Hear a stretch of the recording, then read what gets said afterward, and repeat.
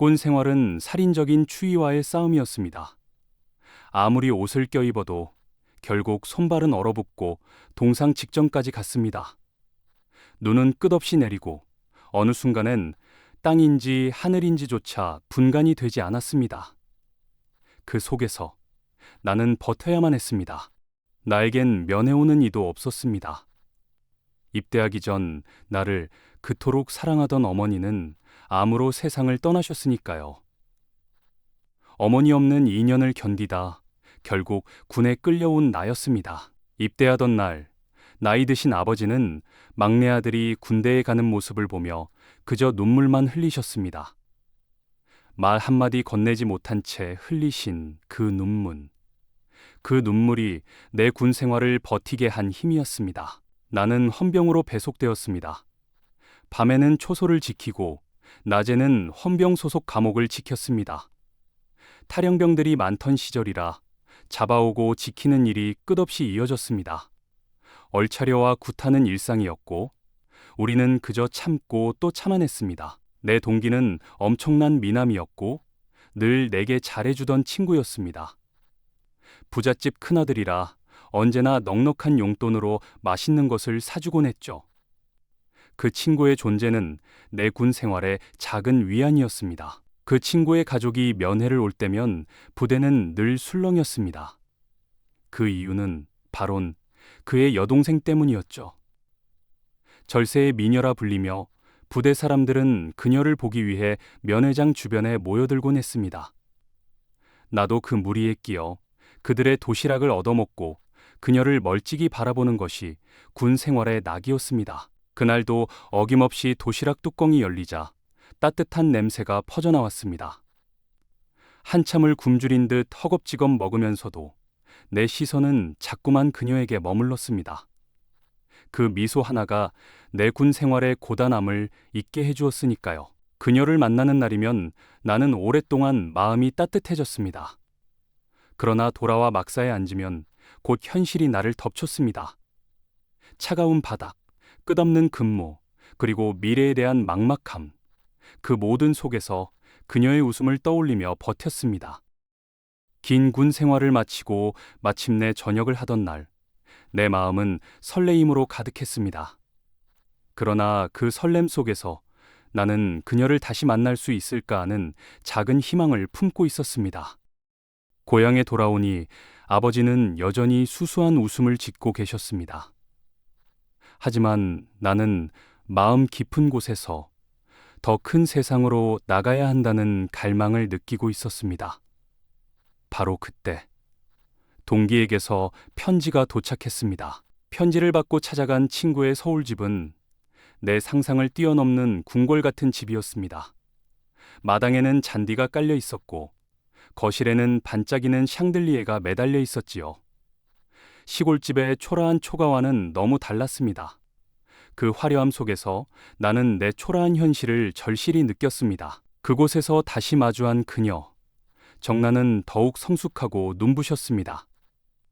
그녀의 미소는 여전히 사람을 사로잡았고 내 마음은 다시 요동치기 시작했습니다. 그러나 그 화려한 배경 속에서 나는 더없이 초라해 보였습니다. 그날 저녁 친구 부모님은 내게 따뜻하게 대해주셨습니다. 대학 교수 아버지와 교사 어머니. 말 한마디, 눈빛 하나에도 교양이 묻어났습니다. 나는 속으로 다짐했습니다.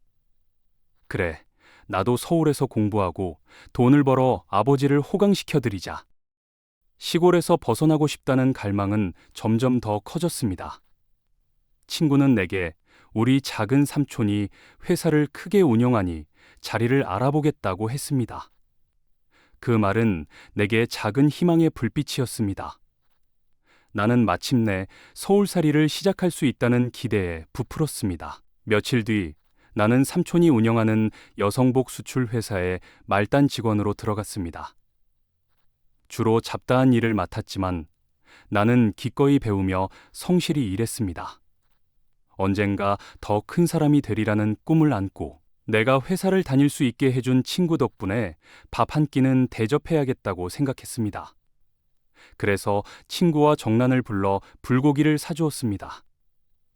그날 정나는 예전보다 더욱 빛나 보였습니다. 내 마음속에 작은 불씨가 다시 타올랐습니다. 야간 대학에 진학하려던 나는 정난에게 수학을 배우기 시작했습니다. 그녀는 친절하게 문제를 풀어주었고 나는 그 시간이 그저 행복했습니다. 공부보다 그녀의 웃음이 더 큰 보상이었지요. 주경야독. 낮에는 회사에서 일하고 밤에는 공부를 했습니다. 힘들었지만 정난이의 한마디 응원이 나를 지탱해 주었습니다. 오빠, 정말 열심히 하시네요.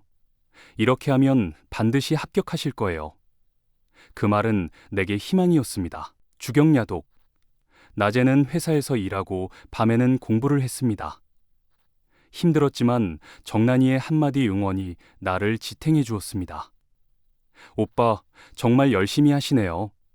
이렇게 하면 반드시 합격하실 거예요. 그 말은 내게 희망이었습니다. 마침내 나는 대학에 합격했습니다. 그것도 법대에. 친구와 정나는 진심으로 나를 축하해 주었고 나는 세상을 다 얻은 듯 했습니다. 그날 밤 나는 그녀에게 정식으로 데이트를 신청했습니다. 정나는 웃으며 그래요? 영화 같이 봐요 라고 했습니다. 그날은 내 인생의 가장 행복한 날이었습니다. 우리는 마침내 연인이 되었고 주말이면 함께 유원지로 놀러 다니고 도서관에서 함께 공부했습니다. 시간이 그렇게 흘러갔습니다. 우리의 사랑은 깊어만 갔습니다. 2해가 지나는 동안 정나는 내 곁에서 가장 소중한 사람이 되었습니다. 나는 그녀와 함께하는 미래만을 꿈꾸었습니다. 그러나 그 행복은 오래가지 못했습니다. 정난의 부모님이 우리의 관계를 알게 되었을 때 그들의 반응은 차가웠습니다. 너, 더 이상 그 사람 만나지 마라. 귀하게 키운 딸을 가난한 청년에게 줄 수는 없다는 것이었습니다. 정난은 울먹이며 나에게 말했습니다. 오빠, 나 이제 오빠 그만 만나야겠어요.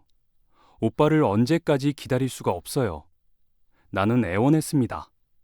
조금만 기다려줘. 내가 판사가 될 거야. 그러나 그녀는 이미 부모의 뜻에 따라 다른 길로 향하고 있었습니다. 결국 정나는 아버지 지인의 아들과 결혼했습니다. 나는 그 소식을 듣고 밤마다 그녀의 집 주위를 배회했습니다. 그러나 그녀는 이미 다른 남자의 아내가 되었고 나는 그저 멀리서 지켜볼 수밖에 없었습니다. 나는 미친 듯이 공부했습니다. 그녀와의 이별이 내게 남긴 건 상처와 분노였지만 동시에 불타는 집념이기도 했습니다. 반드시 판사가 되어 그들에게 보여주리라. 그것만이 내 삶의 이유가 되었습니다. 나는 단숨에 1차, 2차 시험을 합격했습니다. 끝내 판사가 되었을 때 내 눈앞에는 새로운 세상이 펼쳐져 있었습니다. 그러나 마음속 깊은 곳에는 아직도 정난의 그림자가 남아 있었습니다.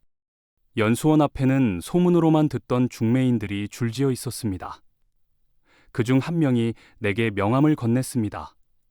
지방 유지의 딸, 부유한 가문의 아가씨였습니다. 나는 결국 그 인연을 받아들였습니다. 그녀의 아버지는 부산에서 금은방을 크게 운영하는 유지였습니다. 집안은 대대로 부유했고 나는 그 화려한 세계 속으로 들어갔습니다. 언니도 의사 집안으로 시집갔다 했습니다. 모든 것이 계획된 듯 보였습니다. 나는 결국 그 여자와 결혼했습니다. 화려한 예식장, 수많은 하객들. 그날의 나는 승리자가 된 듯 보였습니다. 그러나 마음 깊은 곳에서는 여전히 다른 이름을 떠올리고 있었습니다. 정난. 판사가 된 나는 지방을 돌며 수많은 재판을 맡았습니다. 10년 뒤 서울로 돌아왔을 때 나는 이미 성공한 사람이 되어 있었습니다.